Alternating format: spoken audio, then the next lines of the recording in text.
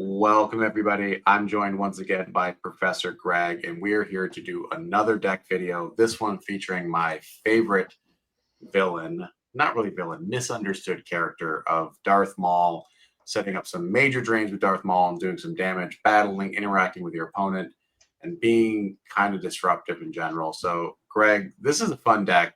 I was looking at the slides for this. I was like, oh, I want to build this and play this myself. So, what are we trying to do with this deck? Yeah, I think you've described it wonderfully, and it is this is one of my favorite decks to play. It is a very fun deck, and it's very interactive, and it can be pretty brutal. So yeah, let me sort of talk you through what's going on here. Let me just start by setting the stage. So we've got a little Tatooine Desert Landing site, a 2-0 site. We throw down a Maul, we throw a lightsaber on him, we throw a couple supporting cards out at the table, and the idea is that if everything goes well, this is all happening turn 1 for free. And turn 2, you have set up a situation where you drain your opponent for not 1, not 2, not 3, not 4, but 5 force on turn 2. And you keep hitting them for that as long as they will let you. Yeah, that's 5 force is going to quickly swing the game, so you need to have an answer to that. Yeah, that's exactly right. So, I mean, this sets up a huge drain very quickly, and it creates a huge incentive for your light side opponent to do something about that, putting them in a position where they potentially have to do things they wouldn't want to do sooner than they have to. Because, yeah, of course, getting hit for a drain of 5 on turn 2 when you've just started, you haven't even gotten a hand yet, shedding 5 force is a killer. And, of course, the threat of that turn after turn is a real killer. So how do we do this on turn 1? Yeah, good. So how do we do this on turn 1? Let me talk through the basics of sort of how the drain of 5 actually works, and then we'll go through how to set that up and then how to protect it. So I should say this deck is kind of different from some of the other decks we've talked about. It will use an objective, but more than any other deck, this is sort of a deck that I've built. A friend of mine played against a version of this many years ago, got stomped by it. He loved it so much by getting stomped by it that he made a version himself. I really liked it. I made my own version, and now it's sort of been through modification. So this is very much, there might be some versions that are like this, or there's something like this out there in the meta, but unlike many of the other decks, this is not a common deck. And so I'll talk through my build of it, and if there are kind of better versions of it out there to be made, I would certainly love to hear. But the main strategy works off these 5 or so cards. So we start with the Desert Landing Site. Desert Landing Site is a 2-0 site. Importantly, Maul deploys free here. Any persona of Maul deploys free here. So this is a site I start with. And then this is the Maul persona I use. I really like this Maul persona. You can use anyone. The reason I like this Maul persona a lot is that, number 1, it just got good stats, deploys for free, forfeits for 8, power 7.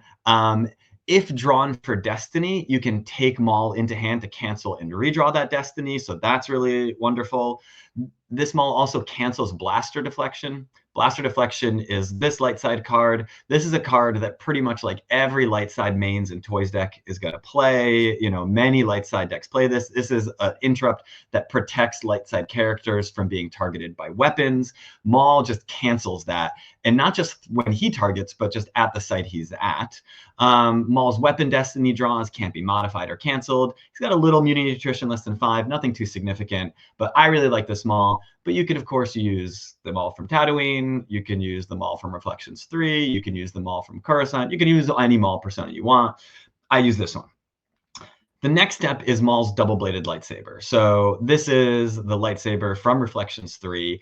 It has 2 things that are really nice about it. Number 1, you can target your opponent twice per battle. So that is, you can potentially take out 2 different characters, or if you miss a character, retarget that character. So that's one really lovely thing about this lightsaber. The other is that while most lightsabers, add 1 to force strain where they're present, this one has this nice mechanic where you can lose 1 force to add 2 to force strain. So it costs you a force, but you add 2 to force strain. And given the nature of the kind of deck I've created here, that's very much worth it for you to do as the dark side player. So this is the first step. You've got a drain of 2 by sacrificing 1 force. The next step in this process is to notice the secondary text on the desert landing site, which says that if the trace is correct, is on the table, then force drain +2 there. So this is, if the trace is correct, it's got some other, it's got a bunch of text. Some of it is useful, some of it comes into play. Literally the only reason I have it in this deck is to add 2 to force drain at the desert landing site. And so what that means is I've now, by sacrificing 1 force with the lightsaber, I can drain 4 at this site. So now we've got a drain of 4 going. Now the drain of 4 is already pretty brutal, but there's a problem here, which is that the desert landing site is not a battleground site, right? It's a 2-0 site. And of course, what that means is that if you're playing shields, your opponent is very likely to, as soon as you set up this drain of 4 with Maul, they're going to take one of their characters or take some characters, throw them down at one of their own battlegrounds. They're just going to totally ignore Maul. They're going to throw out simple tricks and nonsense, which says that if you occupy a battleground and an opponent occupies less than 2 battlegrounds, you're certainly at less than 2 at the moment, right?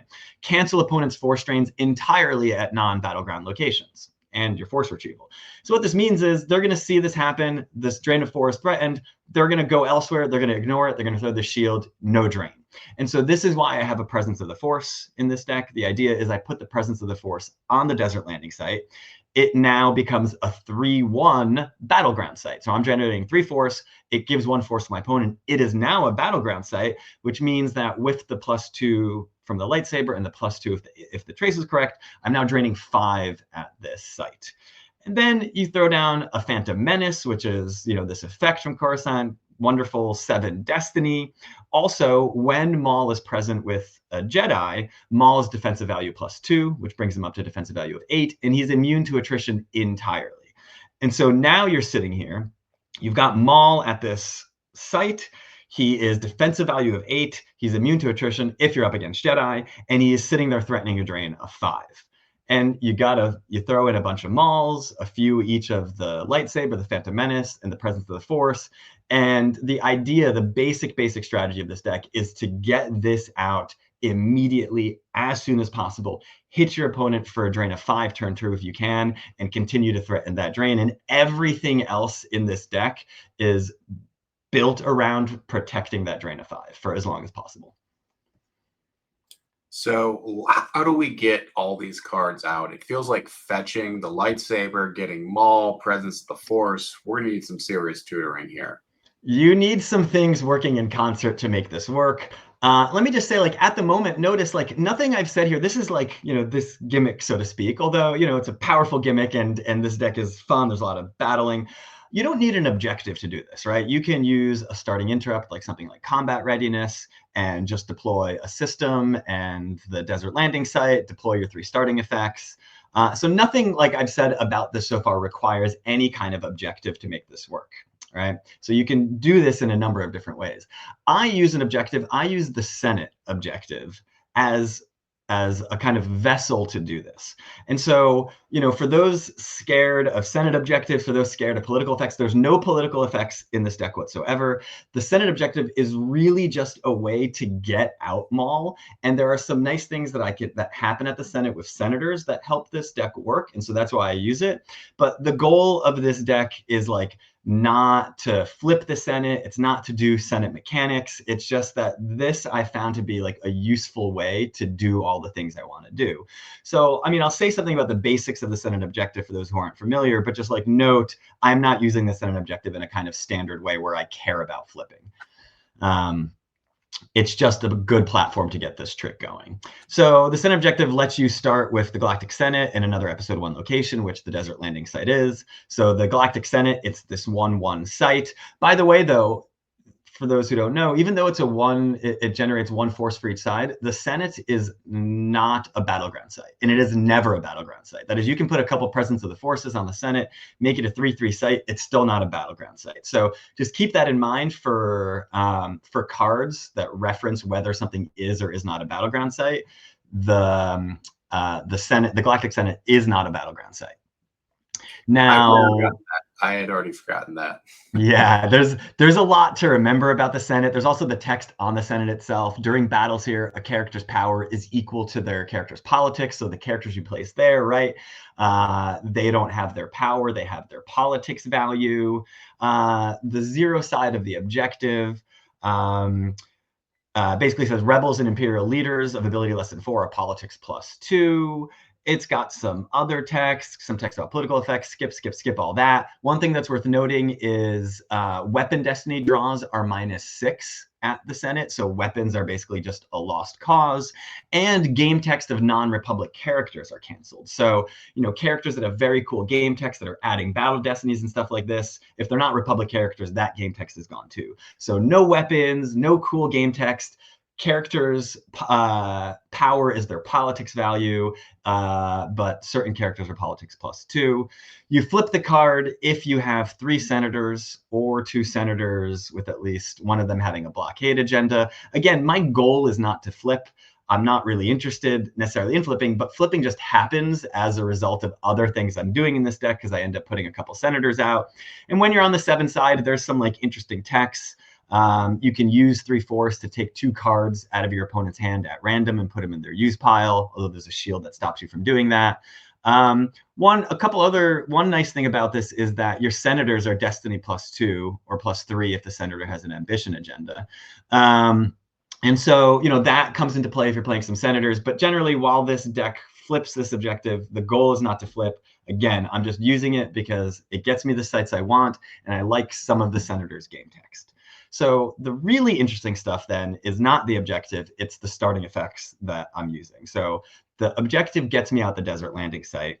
And then the key to making this strategy work are these 3 starting effects. The first one is, I will find you quickly, my master. This is this effect from Tatooine.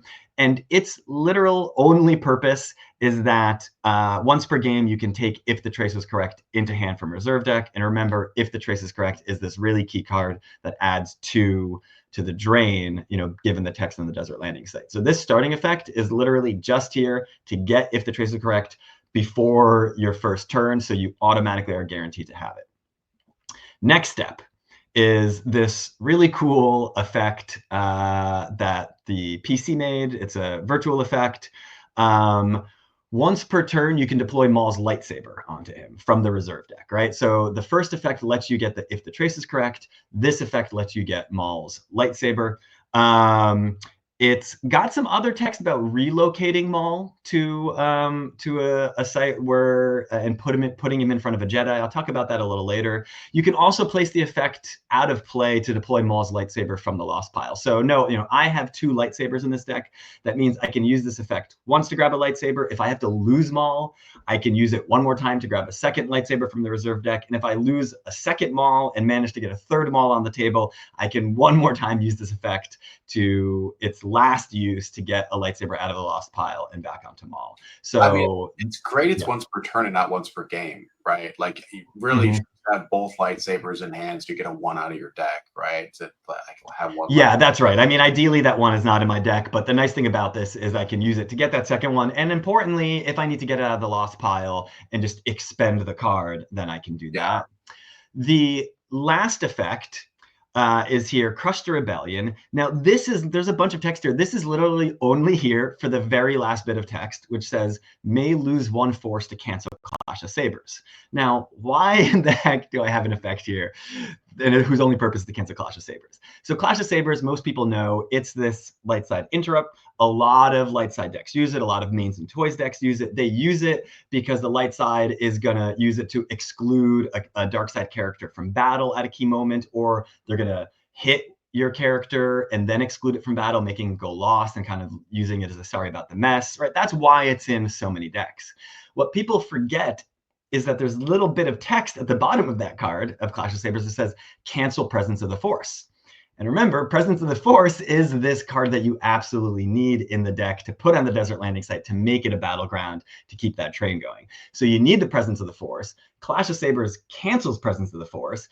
People don't have Clash of Sabers in their deck to cancel Presence of the Force. They have it for other reasons, but they have it for other reasons, so I need a way to stop it. Now, I can sense it, but then I need to get that sense into hand. So I just start Crush the Rebellion.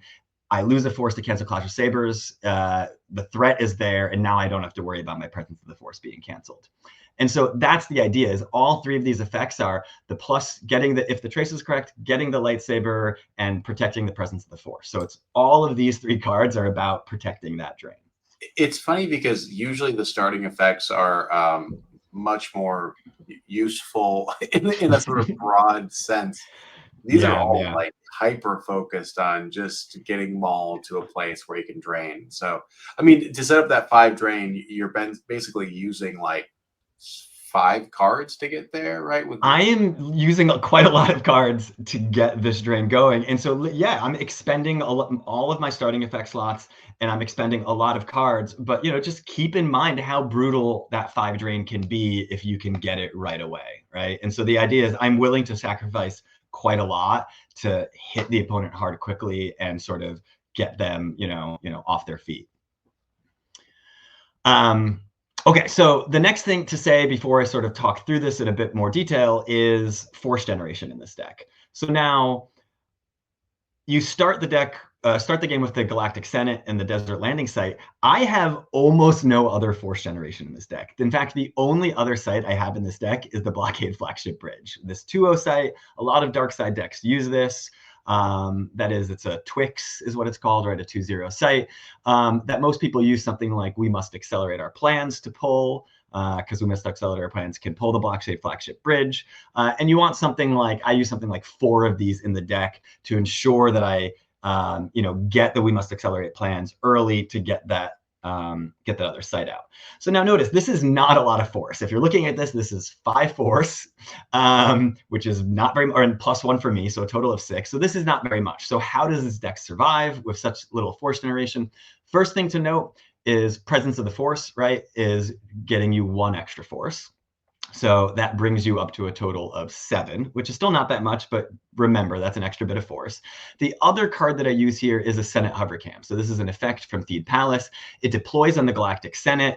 And if you're in a Senate majority, which, by the way, a Senate majority just means you have more politics value at the Senate than your opponent. So you can be in a Senate majority of just 1 character, or potentially more characters if your opponent also has politics value at the Senate. If you're in a Senate majority, your force generation is +3. At the Senate. So this brings it up to 10. Although note, this effect goes into the loss pile if the opponent controls the location, so they can potentially get rid of it. And I have 2 in here as well. So this brings me up to 10 force.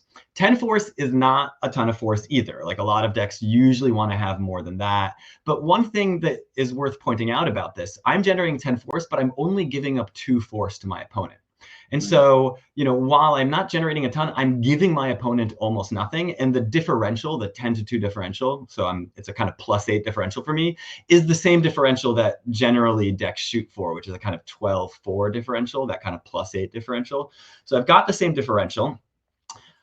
I'm not generating a ton, but this deck can actually do quite well, if not a lot of force. Remember, Maul's deploying free to the Desert Landing Site, right? So that thing right away that you're getting him out there, he's not costing you force to do so, right? And so this deck, I've pulled off some really impressive feats and impressive wins without, even being force choked without that Senate Hovercam sometimes. So, but that's all the force generation. And it's worth saying, by the way, that this we must accelerate our plans not only pulls the Blockade Flagship Bridge, but it also, you can use 3 force to take an effect into hand. And so this we must accelerate not only gets you the bridge, but it'll also get you that Senate Hovercam if you need it. It'll also get you the projection of the Skywalker if you need it. It can also get you that Phantom Menace if you need it. So it's a pretty great utility card in this deck to get you the key effects you need.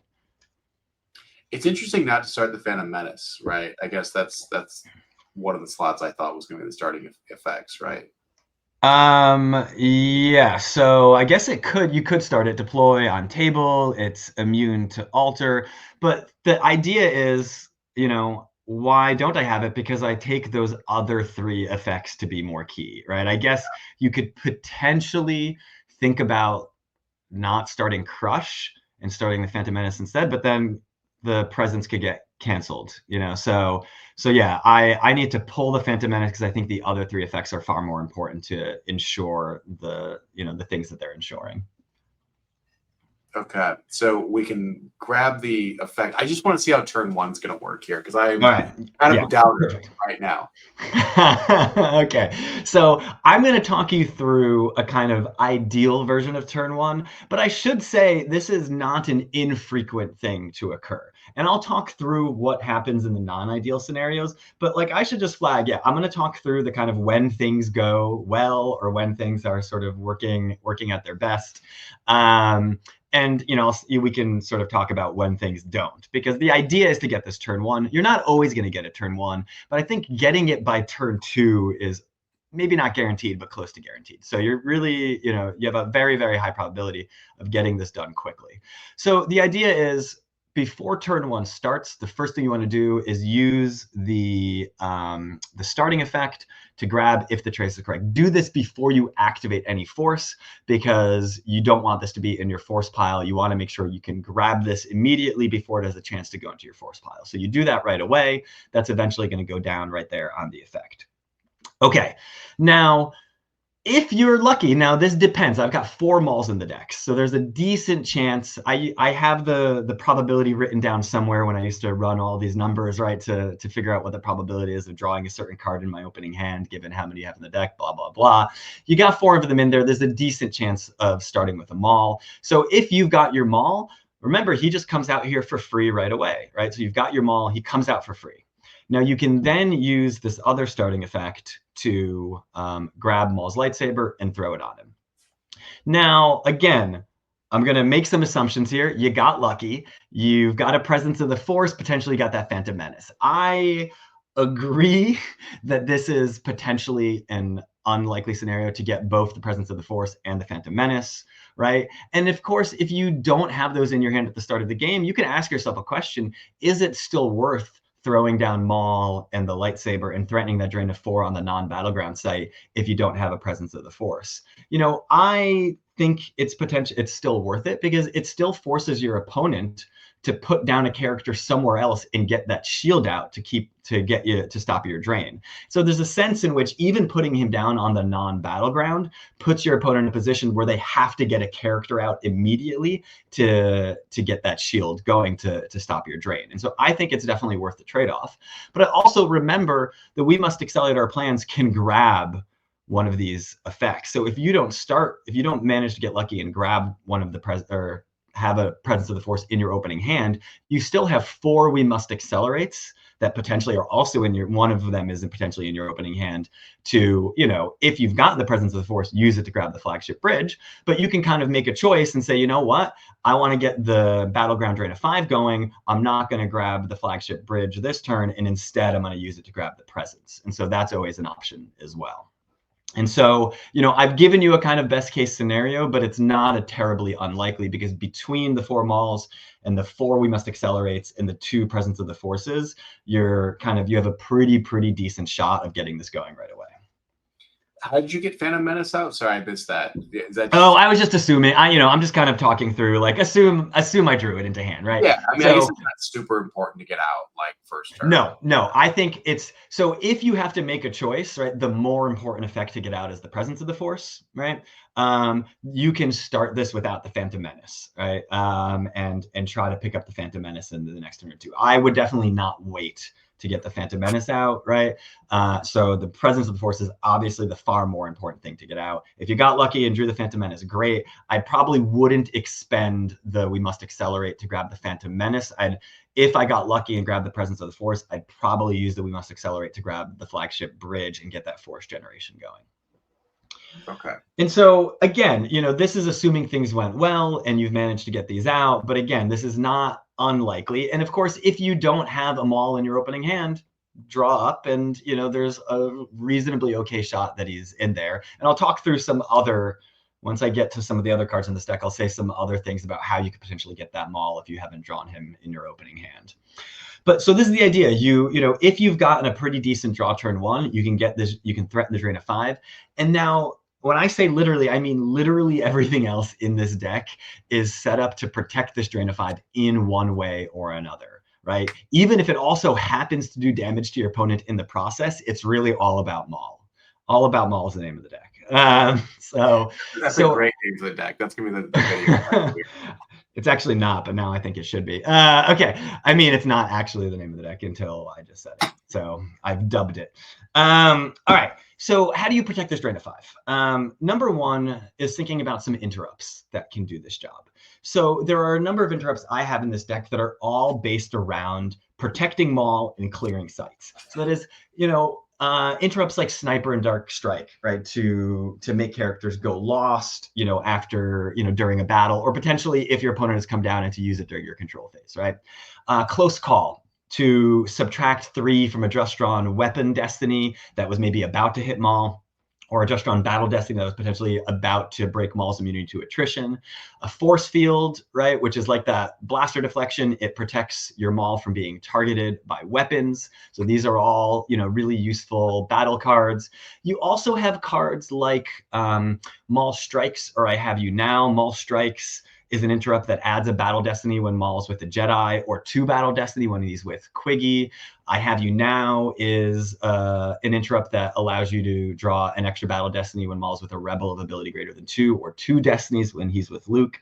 These are nice, by the way, not only for drawing extra battle destiny in, by the way, a deck that has quite high battle destinies generally, or quite high destiny draws generally. So you're drawing extra destiny, high destinies to clear your opponent. What's also helpful about this, by the way, is remember, like, oftentimes Maul's going to be kind of alone at that site, and your opponent might come down with a bunch of characters. And while you can swing twice and draw battle destiny to clear the site, you might take a lot of overflow battle damage. But if you've got the Phantom Menace out and Maul is immune to attrition, that's a real shame, because you're losing Maul when he's potentially immune to all the attrition. And so extra battle destinies help increase your total power to potentially keep Maul on the table when he's immune to attrition, keeping you from having to take any overflow damage. So the extra destinies have play a couple of roles here. And one thing to note is Crush the Rebellion lets you grab I Have You Now right out of your reserve deck, which is another nice feature of that card, which is mainly there for Clash of Sabers. I totally forgot. I Have You Know the great card. I totally forgot it also was grabbed by Crush the Rebellion. That's a fun random thing. It's a fun random thing. This is, you discover some really neat combos in Star Wars, just unintentionally, right? This is part of what's great about this game. Okay, so those interrupts like that, these are the main interrupts I have. Any kinds of other interrupts like that, you should be, if you are interested in this deck, you should be thinking about those kinds of things. Now remember, this is a Senate. This is using the Senate. And so while I'm not using political effects, there are quite a lot of senators that are really helpful for doing what you want to do in this deck. The most important one is Lott Dod, and I have a couple Lotts in this deck for this reason. Now, the reason Lott Dod is the most important one, by the way, I should note, Lott Dod has both an ambition and a blockade agenda, which is helpful for both the 0 side and the 7 side of the objective. But the main reason Lott Dod is in here is that once during each of your control phases, you can dig into your force pile and take a card into hand. And so Lott Dod is a really, really key engine of this deck, of each turn getting that one perfect card that you need for the upcoming turn. So I cannot overstate how important it is to also get Lott Dod out pretty early, because that's each turn you get exactly what you need from your force pile. I use a couple others as well. Edcel is nice because he limits your opponent from drawing more than 1 battle destiny on the ground. So that actually keeps your opponent from, hurting Maul too much. That is drawing extra, more than 1 battle destiny at Maul site, potentially other sites. Orn Free Taa is nice. He comes out super cheap, which is, by the way, also nice. But he also lets you take a just drawn battle destiny into hand. So getting key cards, if you want, into your hand that you just drew for destiny. Toonbuck is nice.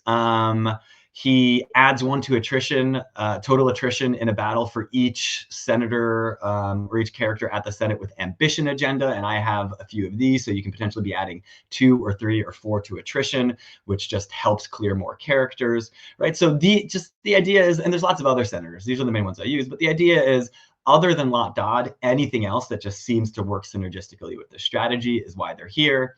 And then that allows you to also use cards like Squabbling Delegates, which lets you dig into your reserve deck for a senator as a used interrupt, which is really nice.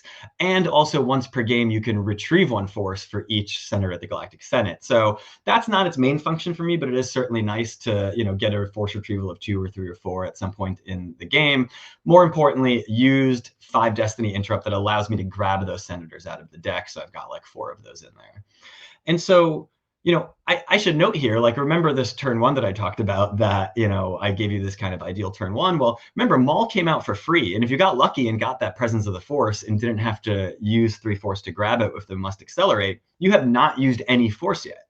So you could potentially do something like use a Squabbling Delegate to grab a senator, get a senator out here. One really neat thing that is sometimes easy to forget is the Phantom Menace has this text that says once per turn, if Maul on table, may deploy a Neimoidian from reserve deck. You know who's a Neimoidian? Lott Dod, right? And so the Phantom Menace also, when it's out, lets you grab Lott Dod. And so again, I'm kind of walking through a bit of an ideal scenario here, but between Squabbling Delegates and the Phantom Menace, you can potentially grab 2 senators that you did not have in your hand to start with from your reserve deck, get them out at the Galactic Senate. So this is the kind of like perfect turn one. You managed to get the threat of the Drain of 5, and you're controlling at the Senate with enough to draw Battle Destiny. Lott Dod is there. Now, you definitely have some things to think through. Like, what if Phantom Menace isn't out, and you could only grab Lott Dod, and you only have the 1 senator put out? Lott Dod can't draw Battle Destiny on his own. I tend to think that it's worth still grabbing Lott Dod and just putting him out, even if you have no one else there to back him up. That is, your opponent may come down with someone who can draw Battle Destiny and try to clear Lott Dod. Now, that sucks if Lott Dod is cleared, and this is in part why I have more than one of him in the deck. But on the other hand, if your opponent is spending a turn going to the Senate and trying to take care of Lott Dod, you're unlikely to take overflow damage, and they're not dealing with Maul. And the Senate's not a battleground, so they're not sitting at a battleground. So, you know, there are some benefits to putting Lott Dod out, even if you can't back him up. Certainly, if you can back him up, that's better. I mean, I think it also just like strands a character, the Galactic Senate. Like, you know, assuming you're putting down a rebel leader or whatever, like you could have Leia trapped there because she is, you know, whatever. It just That's right. That's right. They're potentially wasting some good characters, putting them at the Senate. And while they can potentially drain you one there, since it's not a battleground, you can play your version of that defensive shield that cancels drains at non-battleground. So, you know, yeah, I think there's some benefits there's clear benefits to getting Lott Dod out, and there are benefits to just putting them out, even if you don't have enough to kind of back them up. But also note, once you get these cards out here, this objective is going to flip to the 7 side, right, which gives you some of these nice benefits. Your opponent is probably going to play this shield to not let you do this mechanic where you use 3 force to take 2 cards out of their hand. But if for some reason they don't, you have that ability as well. So, okay, that's the kind of Senate mechanic. That is the Maul drain. You're threatening you've got Maul down there. You're threatening this drain of 5. Now, and you've got lots of tricks in your hand if your opponent tries to come down to where Maul is and battle him, right? He is a beast, and he's going to be hard to clear, and you're going to do a pretty good job of clearing. So this deck, if the opponent wants to stop your drain by battling, you love it, right? You're very happy to do this. Now, they might try to ignore you. And there's 2 main ways that your opponent might try to ignore Maul and reduce your drain. The 2 main ways are these 2 cards. Now, one of these is a defensive shield, Ultimatum, that everyone's going to have since it's just sitting in the defensive shield pile. While you occupy 3 battlegrounds, that is, while the light side occupies 3 battlegrounds, opponent occupies no battlegrounds. But if you occupy at least 3 battlegrounds, you lose no more than 2 force to each force drain. So the idea is, if your opponent has spread to 3 battleground sites and they throw the shield, your drain of 5 becomes a drain of 2. And this is just a card that's in their deck anyway. Now, Menace Fades is an effect. It has to be played in the person's deck, but you do kind of regularly come across light side players who play Menace Fades. And this says, while you control some stuff, the more important thing is, while you control any 1 battleground system in 1 battleground site, all opponents' force drain bonuses everywhere are canceled. And 4 of the 5 force you're draining your opponent are force drain bonuses. So this brings your force drain down to a 1 from a 5. And so while not every deck's going to have Menace Fades, a fair number of decks have it. And so the idea is, whether it's Menace Fades, where your opponent needs to control a system in a site, or Ultimatum, where they need to spread and just occupy 3 battlegrounds, they might throw these cards. And so the idea is, your goal, if they throw Ultimatum, is to absolutely keep your opponent off of 3 battlegrounds. And if your opponent throws Menace Fades, it's absolutely to keep your opponent from controlling a battleground system in sight. And so the idea is, everything else in this deck now is just about kind of blowing stuff up elsewhere. It's just battling elsewhere to clear your opponent. It's not about controlling those sites. It's not about even surviving. It's just literally just throwing a huge grenade.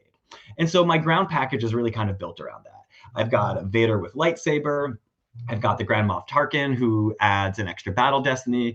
I've got Boba Fett, this broken Fett, who will add battle destinies with Imperial leaders or aliens, or 2 with Vader or Bounty Hunter. So all of the cards you're seeing here help Boba Fett add battle destinies. I've got the Aurra with blaster rifle, who kind of works synergistically with Fett, and has a weapon of her own that's pretty good about targeting Jedi.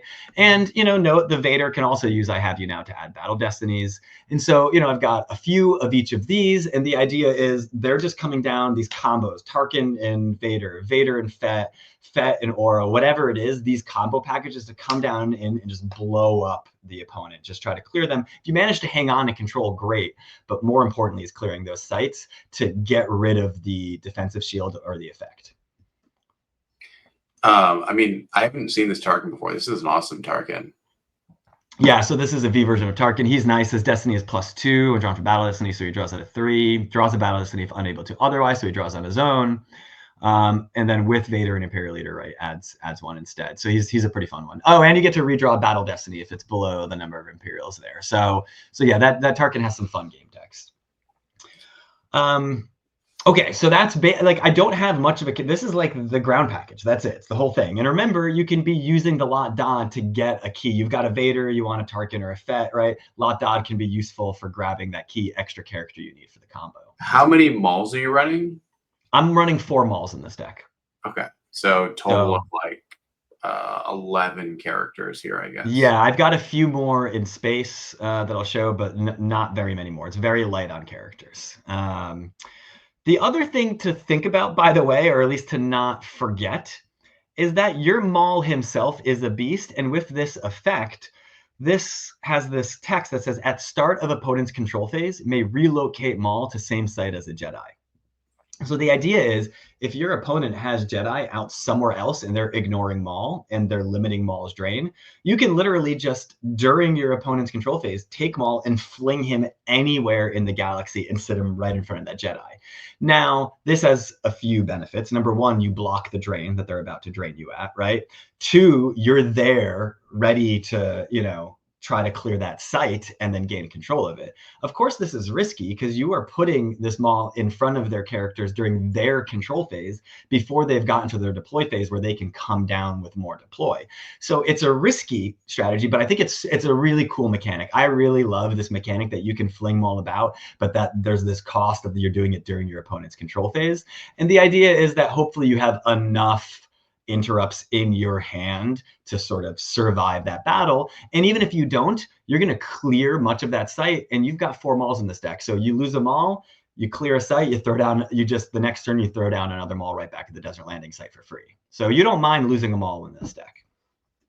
I mean, especially, I guess, if, yeah, I was just thinking like how you can just like kind of fling around your block of force drain as well, which is nice, right? Yeah, yeah. So that's the idea. You block the drain, you potentially clear that site, and if you lose Maul in the process, you just throw down another one for free the next turn at the desert landing site, get another lightsaber, and you're threatening drain of 5 again. So, or he survives at that site, and now you're at your opponent's site, which is going to be something like a 2-1 or a 2-2 site, and so you've got a drain of 4 going there, which is still a pretty damn good drain, right? Yeah, because they can swing the lightsaber twice, so he could like take out 2 characters, right? Yes, yeah, and then they're forfeit 0, and then you still have a battle destiny or more if you've got some interrupts. So he is a threat on his own. So you are not scared of your opponent coming down, although maybe have a Ghhhk in hand just to be safe, right? Yeah. One thing to note though about that strategy is beware of weapons hate, right? Be careful. Your light side opponent might have things like keep your eyes open to cancel your ability to fire weapons. Blaster deflection, it doesn't affect Maul, but it's going to affect Vader, a Jedi's concentration. So you want to have a sense or 2 in this deck, in reserve. This is potentially a good card to grab with Lott Dod, right? To make sure that you can sense any tricks that your opponent is going to try to pull. Okay, you also have a space package, right? And that space package, again, is doing 2 things. On the one hand, your opponent might be in space, and you want to clear them from space as well. Another benefit of a space package, by the way, is also the fact that if your opponent is playing battle plan, you're paying 3 force to drain with Maul every turn. So having a space presence is also nice. And again, it's a very small, very targeted space presence. You have something like Zuckuss and Mist Hunter, which is great, right? You splash that down. Your opponent needs over 6 ability to draw Destiny. You can throw a pilot on this. You could even throw like a Vader on this and use one of the I Have You Now to add Destinies. Mara Jade, a nice virtual card, right? While alone and piloted by an Imperial, you can add a battle destiny. So, you know, Tarkin is a great, you know, pilot to throw on this because he's an Imperial pilot. You get an extra battle destiny here. You know, the big one is really Emperor's personal shuttle. This is really nice. This is, you know, this shuttle from Death Star 2. While the Emperor is aboard, first of all, the Emperor deploys for free on the shuttle, so he comes down for free, which is great. While the Emperor is aboard, it's also entirely immune to attrition and adds a battle destiny. A really great package here is throwing the Emperor down and Grand Moff Tarkin, because between drawing your regular battle destiny, drawing the extra battle destiny with the shuttle, and drawing the extra battle destiny of Tarkin, you are drawing 3 battle destinies and you are entirely immune to attrition. Couple that with I Have You Now, and suddenly you're drawing 4 or 5 battle destiny with that shuttle that is immune to attrition. So this could be a pretty powerful combo. I've got 2, you know, those 2 Tarkins from before. It's the same 2 Tarkins, 2 Emperors. And again, remember, you can be using Lott Dod to grab these when you need them. It's kind of amusing to see the Emperor in the space package, right? So he's not the ground package; he's in the space package. Yeah, he's just there for space. I mean, I've thrown him on the ground sometimes when I need to, but his role is really, you know, to be in space. And I don't have a system in this deck, so if you're playing an opponent that doesn't have systems, you know, this is kind of, you can throw away those the ships and just focus on the ground. But I need to have a space package here to, again, blow up. Remember, the idea is, whether it's in the ground, whether it's in space, you're not necessarily looking to control sites or to drain at them. Certainly that's a nice benefit if you can pull that off, but really the idea is to keep the text of these cards from taking effect, to protect that drain of 5, right? That's at least the way I play it. And then of course you might control, you might also get some extra drains out of it, which is nice. Okay, we're getting into mid to late game here. What do we do Yeah, now? I mean, this is it. We're pretty much done. I will just say like 2 other things. One thing to watch out in this deck, notice a lot of the strategy of this deck is the I Have You Nows, the interrupts that add battle destinies, the characters that add extra battle destinies.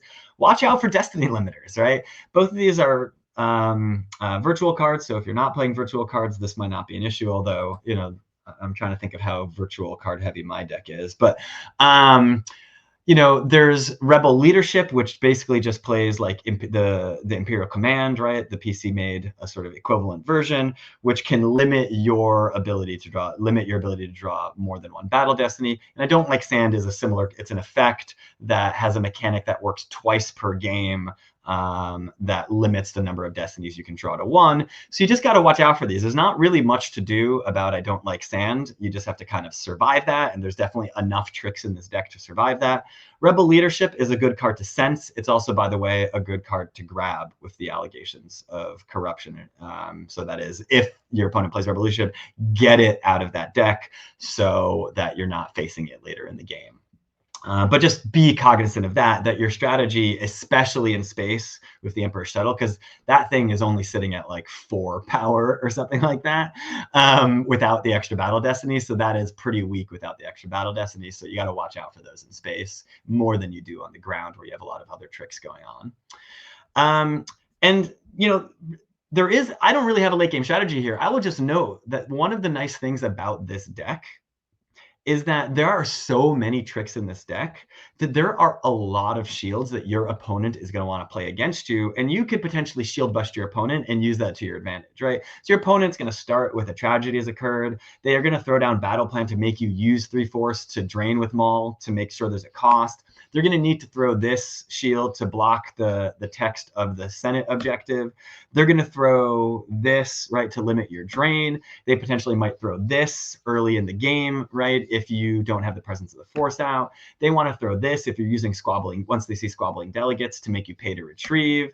They might throw this if they're, you know, certain opponents will throw this shield to make you cards that come out for free. You have to pay 2 Force to do that. So they might throw this to make you pay 2 Force to get that Maul out, to get that Emperor out. They might throw a Do or Do Not or a Wise Advice to stop you from using your senses. They can't use all of these, right? And so one thing that's nice about this deck is you can potentially shield bust your opponent. So just like keep that in mind, and then, you know, you can just take advantage of that, you know, unintentionally almost, just given how many annoying things are in this deck. And that's the deck. That's the whole thing, is you work towards getting Maul out as quickly as possible.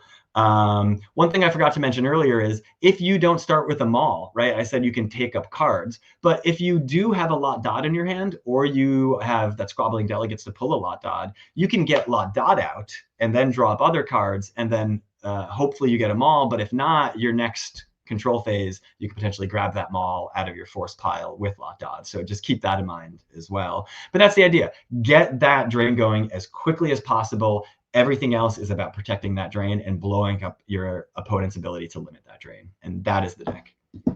What is a nightmare matchup? Nightmare matchup. It's a good question. I knew I should have prepared for this. I will say, if your opponent is playing a lot of weapons hate and a lot of destiny limiters, that can be a struggle just because there's so much that you have to try to take care of. I will say that scrub decks, this does really well against mains. Scrub decks can be a little annoying because your opponent in a scrub deck can usually spread pretty well quickly because they have these cheap characters and they can spread them out. And as you know, as you saw, one of the weaknesses of this deck is that the character package is not large because I'm counting on just kind of blowing things up and protecting that drain. And so if your opponent has a lot of characters and can spread a lot, I wouldn't say that's a nightmare, but it does make your job quite difficult. And if I sometimes see myself coming up against a scrub deck, I might actually choose to not deploy Maul to the desert landing site right away because I foresee that I might need Maul elsewhere to mess with a bunch of scrubs because he can sometimes be wasted at the desert landing site if your opponent has really done a good job of spreading and you just do not have enough characters to kick them off of 3 sites. So I wouldn't say it's a nightmare, but it's definitely something to consider. Interesting. Well, I might try to build a variation of this and tinker around with it. It seems actually like a lot of fun, and I do wonder if this is something where if you play it once, you kind of get it, and then it's solved, and it's the shock factor. Because I think most people don't expect you to just sit there. The strategy is just get the monster force drain, right? They think there's going to be another gimmick coming, right? And so, yeah, that's right. I mean, I would, honestly, I would very much love if people made this because this is one of these niche decks where it's not I'm using this objective to do this other thing. I haven't seen a ton of other people do this thing, even though I didn't create the original kind of idea myself. I have never played against this deck, and I would certainly love if other people played around with the ideas. So I can get a better sense of potentially cards that I am not using in this deck that would be interesting or powerful to use. Yeah, I'd be kind of curious. If you guys have thoughts in the comments, please feel free to add any additions or subtractions, what you changed. There's a deck list in the video description here. I think that's all the time we have for today, Greg. Thank you for a masterful presentation. Yeah, my pleasure. And I guess let me just leave it by saying this. Even when I lose, I love playing this deck. This deck is just a very fun deck to play, whether you're getting that drain in or whether you're flinging Maul about and battling. I find this deck super fun. So I hope, even though this is kind of niche and not working with the main objective, I hope people find this interesting and are interested in trying to build it and play it.